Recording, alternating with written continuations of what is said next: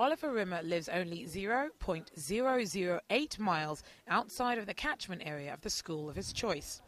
His parents say he'd been looking forward to starting primary school with friends who live nearby, but that's not to be.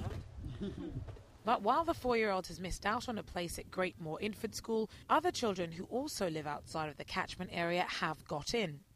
His parents have launched and lost an appeal against the decision, but continue to have concerns about the fairness of the system. We now have taken it to the Ombudsman to try and take it a little bit further, because we feel that it is unfair that people outside of the catchment have not had to go through the appeal the way that we've had to go through it.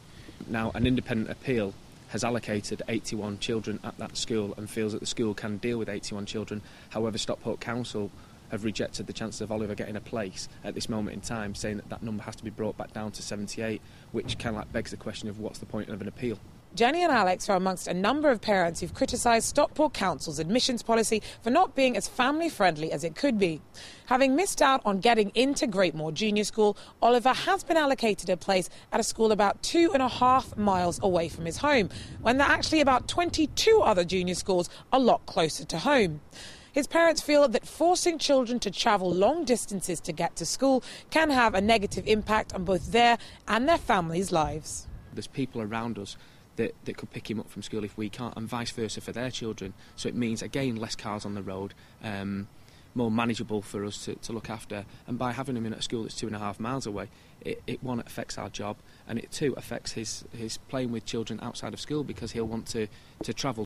In a statement, Stockport Council has said that, unfortunately, as Mr Rimmer's application only showed one preferred school, the council had no other preferences to consider. At the time of offering, Warrenwood was the nearest school the council could offer in these circumstances. It's extremely frustrating to be told that we filled it out wrong when we absolutely 100% did not fill it out wrong. If you were to ask Stockport Council for the actual paperwork for ours that we sent in, you will actually see that there's 3 schools on that paperwork, and the same with the online.